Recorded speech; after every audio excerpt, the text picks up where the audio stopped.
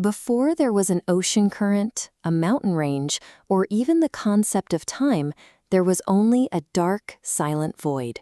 Out of that absolute stillness, an eternal creator willed the cosmos into existence. That initial spark was methodically organized into structure. Light was separated from darkness to establish day and night. The sky was formed to divide the atmosphere, and dry land was gathered upward from the sprawling seas. Once the macro architecture was set, the focus shifted to a specific creation. God formed the body of a man from the dust of the ground and breathed life into his nostrils, making Adam a living soul. Adam was placed into a curated habitat called the Garden of Eden, a self-sustaining landscape of fruit-bearing trees and flowing rivers. He was given the responsibility of naming the animals and caring for the land. In this environment, every system functioned in total synchronization. Humanity lacked nothing, suffered no pain, and lived in absolute harmony with their surroundings. To solve the problem of human isolation, God formed Eve from Adam's side. This completed the initial state of human companionship, where they lived in total innocence and peace. This structural map of Eden shows the parameters of their freedom. They were allowed to eat from every tree except this central node, the tree of the knowledge of good and evil. The stakes were clearly defined. Crossing this boundary would introduce mortality into their lives, creating a red zone of consequence that would expand to touch every part of their existence.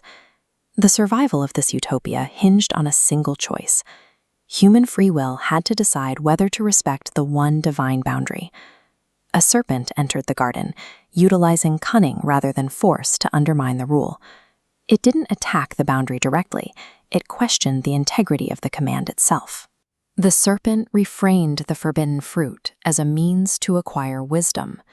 It suggested that disobedience wouldn't lead to death, but would instead make them like God. Eve looked at the tree, desired the fruit, and took it. She ate, then gave some to Adam, who followed her lead. The transformation was instantaneous. The moment the rule was broken, their shared innocence evaporated, replaced by a sudden, sharp awareness of their own vulnerability. They realized they were naked and felt shame for the first time. In a frantic attempt to cover themselves, they sewed leaves together and hid when they heard God walking in the garden. This single act replaced a life of inherent trust with one defined by fear. They were no longer walking with their Creator, they were hiding from Him. When God called out to them, Adam's response was dictated by his new fear. He admitted he was hiding because he was naked, confirming that the state of innocence had been lost. When confronted with the choice, the first human reaction was a shift in accountability. Adam immediately blamed Eve for giving him the fruit, avoiding any personal responsibility. Eve continued the cycle of evasion. She deflected the fault to the serpent, completing a chain where every participant refused to own the consequence of the choice.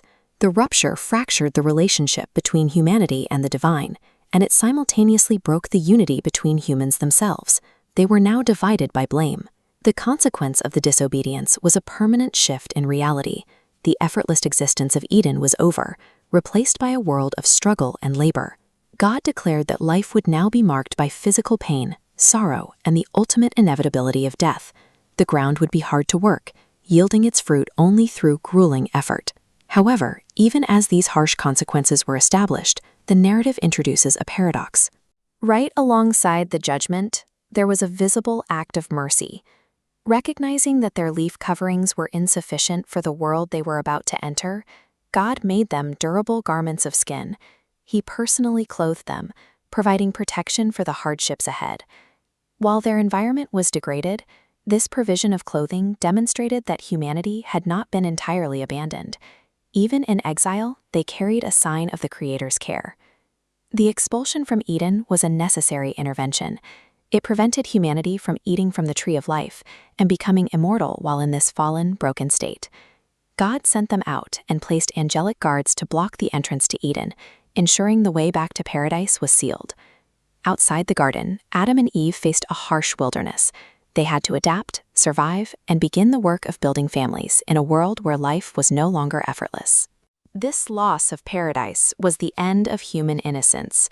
But the mercy shown in their clothing suggests it was not the end of their story. The failure in the garden became the inciting incident for a much longer journey of resilience and the eventual hope for redemption.